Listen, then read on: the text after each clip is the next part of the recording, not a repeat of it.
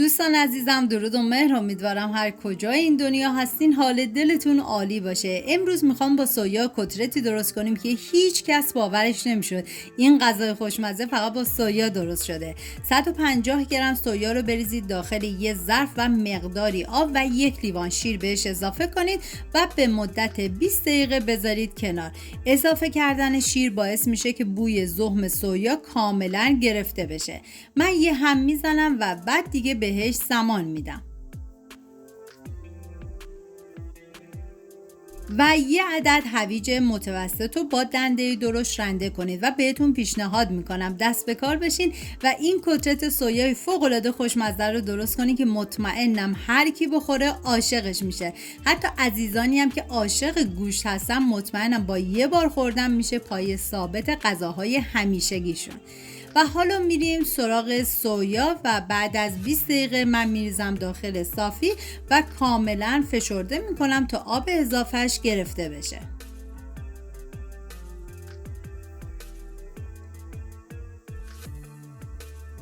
و باید داخل قابلمه آب بریزید و بعد از اینکه به جوش اومد سویا رو بهش اضافه کنید و بذارید به مدت 10 دقیقه کاملا بجوشه. حالا من سویا رو میریزم داخل قابلمه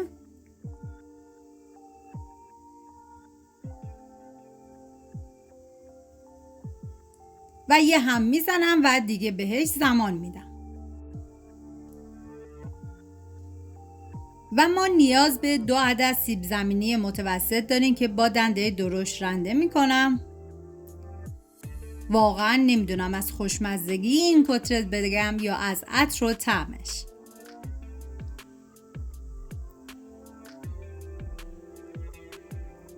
و حالا میریم سراغ سویاها که دیگه بعد از 10 دقیقه کاملا جوشید و باید بریزید داخل صافی و دوباره فشرده کنید تا آب اضافهش گرفته بشه.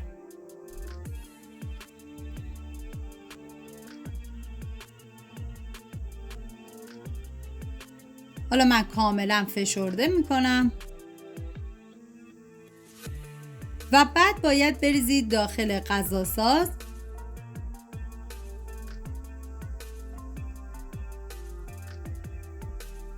و در آخر باید به همچین بافتی برسید.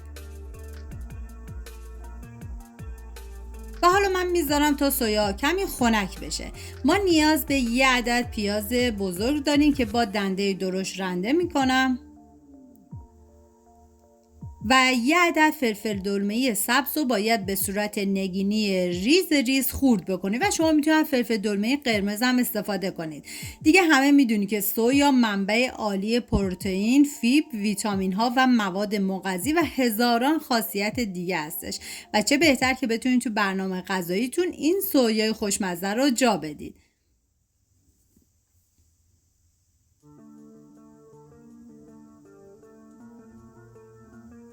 و یه دسته جعفری تازه هم باید کاملا ریز کنید و به هیچ عنوان از سبزی خوش استفاده نکنید چون سبزی تازه عطر و طعم کتلت رو فوق العاده خوشمزه تر میکنه.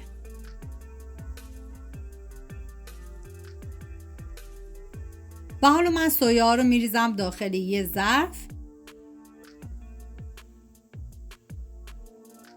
ببینید باید بذارید سویا خنک بشه و بقیه مواد رو بهش اضافه کنید. هویج رنده شده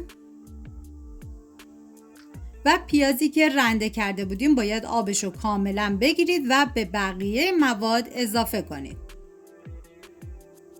سیب زمینی رنده شده و باید کاملا فشرده بکنید تا آب اضافهش گرفته بشه و بریزید داخل ظرف.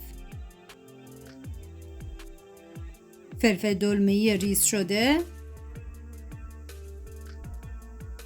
جعفری خورد شده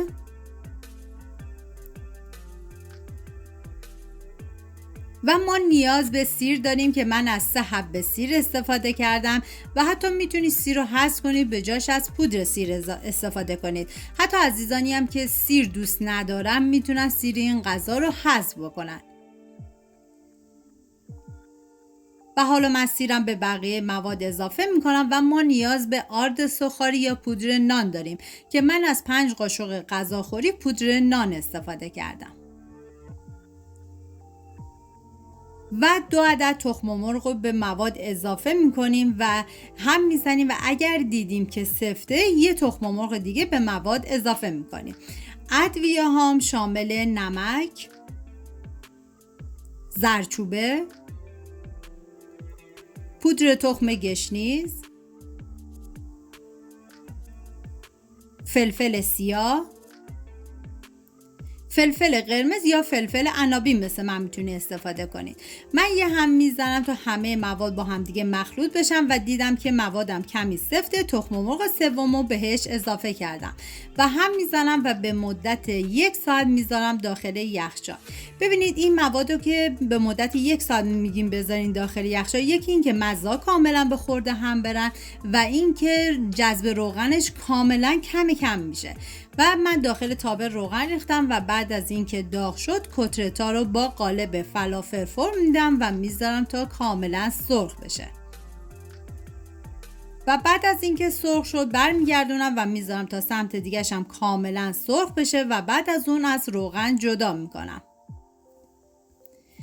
و اینکه گفتم جذب این روغن این کتلت خیلی کمه، ولی شما بعد از اینکه سرخ شد میتونید بذارید رو دستمال کاغذی تو همون مقدار روغنش هم کاملا گرفته بشه. باور میکنید این همه خوشمزگی فقط با سویا درست شده؟ اگه خوشتون اومده حتما امتحان کنید و نظراتتون رو برام بنویسید. سپاس از همراهی همیشگیتون، تا درودی دیگر، بدرود.